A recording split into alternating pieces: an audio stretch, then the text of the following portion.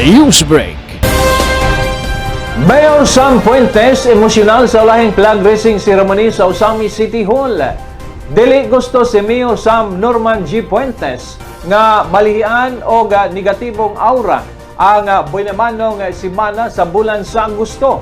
Apan gusto lang niya nga mapahibalo og masayran sa mga empleyado sa City Hall og labi na sa katawhang Usamis noon nga ang pundo nga gipiyal sa katawhan magamit sa mayong paggamit. Kini maoy nahimong sentro sa butang nga iyang gipadayag atol sa pinakaunang Lunes sa bulan nga pag-isa sa bandilang Pilipinhon.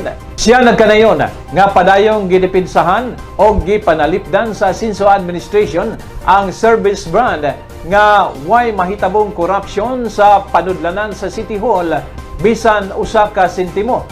Bisan emosyonal apan iyang gipasalamatan nga sa level pa lang sa procurement process nababagan ang posibleng anomalya sa pagpalit o kahimanan sa City Hall pinaagi sa labing importanteng dibisyon sa local government unit nga responsable sa pagkaplag og property ang BAC o Beds and Awards Committee. Gawas sa usa ka dokumento nga illegal nga gisukip, mas labi niyang gikanismaya ang usa ka panid sa dokumento nga gialter o giusab aron ikumbinsi o ipalupok nga dunay approval kaniya ang maong papel. Sa pagkakaroon ang iyang buhatan, mimpusar na og preventive suspension batok sa maong personalidad nga mao'y gituhang responsable sa maong buhat aron sa tuyo nga dili maimpluwensyahan ang gimugdang fact-finding team nga miimbestigar. Every week, we take an oath, we repeat, na hindi tayo makikibahagi sa katiwalian at pipigilan at isisiwalat natin ito sa tamang paraan. And that is what I did. I ordered a fact-finding inquiry, but in the meantime, those people directly involved at the outset have already been made to undergo preventive suspension. Dili ka pwede magdungag ni anak at sa part sa bidding process.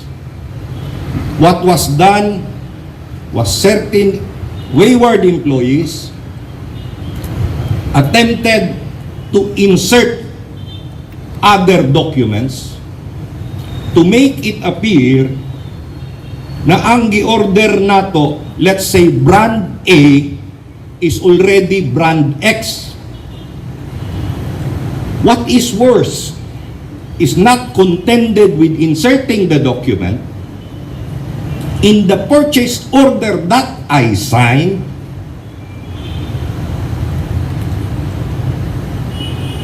Previously, which was brand A, it was altered also to make it appear that I ordered brand X by pasting brand X over that.